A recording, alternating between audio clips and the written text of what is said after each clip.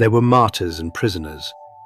The martyrs were found one by one. Their number was 14.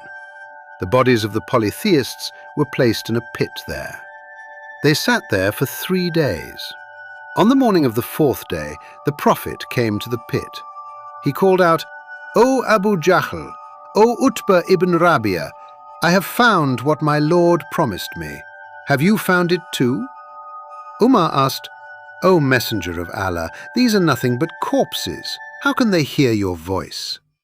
The prophet replied, "You do not hear my voice any better than they do, but they have no power to answer."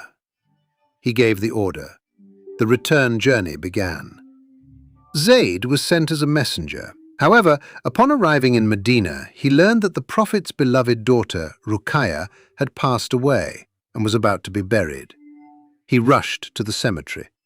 While the Prophet was coming to Medina, he had the heads of 2 of the captives, Uqbah ibn Abi Mu'ay and Nadr ibn Harith, cut off. These were the most hostile to Islam among the captives, and the ones who most troubled the Prophet. The astonishment of the Meccans and the death of Abu Lahab. Those who had escaped with their lives at Badr rushed to Mecca. No one wanted to believe that a small army of 313 men had so utterly defeated an army of 950. Abu Sufyan ibn Harith, who barely escaped with his life, said, "This man was the Prophet's cousin. He was not Abu Sufyan who was at the head of the caravan."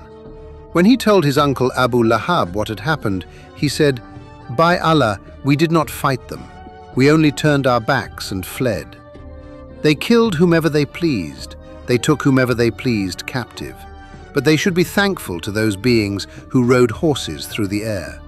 Because there was neither the possibility of resisting those flying cavalry nor of escaping from them," he said. Abu Sufyan was telling the truth.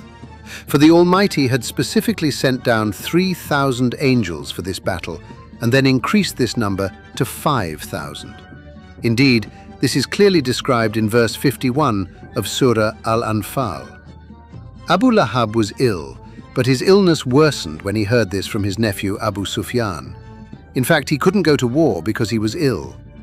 He had sent a person to fight on his behalf by forgiving his debt. Abu Lahab lived for about a month after receiving the bad news. Because he started to smell before he died, even his children couldn't approach him. His body remained in the house for days. Finally, after people condemned him, hired laborers dragged him away and buried him. The idea of taking ransom from captives was accepted in Medina. 4,000 silver dirhams per person. They were to be taken. Those who could not afford it were given concessions and discounts. Those who were very poor but literate were to gain their freedom by teaching 10 children to read. Abu Azza, a very poor poet, was released on the condition that he would not insult Islam or the Prophet. The Prophet ordered his uncle Abbas, who was brought before him, to pay the ransoms for himself, Aqil, and Nafwal. Abbas said he had already converted to Islam. This was not accepted. He said, "I had much property in the battle. You took it all." He was told that it was spoils of war. Finally, when Abbas said, "Are you going to make me beg? Do I have any money left?" he was told, "There are the gold coins you left with al-Falah when you left Mecca." Then Abbas said, "I bear witness that you are the true prophet." There was no one with us when he gave those gold coins, he said. What was strange was that Abbas acted as if he were meeting the Prophet for the first time and witnessing a miracle for the first time. Some of the companions said, "O Messenger of Allah, your uncle has accepted Islam. Let's not take a ransom from him." The Prophet ordered, "You will not leave even a single penny of him." Thus, Abbas would pay 12,000 dirhams as ransom for himself and his 2 nephews, Aqil and Nafal. For Abu al-As, Lady Zainab had sent a necklace given to her by her mother, Lady Khadija.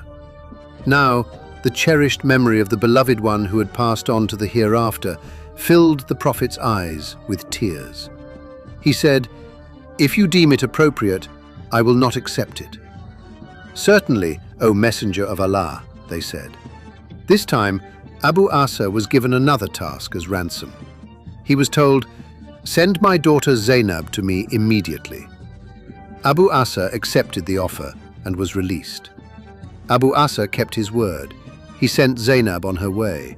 However, a rebellious man named Hebra bin Esved, along with some men he had gathered, attacked Zainab. He knocked her off her camel. Zainab was brought back, and later, in the middle of the night, she was sent on her way again. She was handed over to Zayd, who was waiting for her in a place called Yejech. However, as a result of that fall from the camel, she would miscarry and suffer from illness for the rest of her life. The transfer of control of Mecca to Abu Sufyan. Abu Sufyan at Badr, Hanzala. He had lost his son named Naudema. His other son, Amr, had been taken captive. But this war had in a way worked to his advantage, because Abu Jahl and all those who could have seized power in Mecca after him had been killed, and he had become the undisputed sole candidate for the rulership of Mecca. From now on, his word would be law in Mecca. Abu Sufyan told the Meccans, "Do not mourn your dead, otherwise your hatred towards the Muslims will lessen." He did not pay a ransom to free his son, Amr. One day, he encountered a Muslim. He captured him. In exchange for his son's release, he sent him away.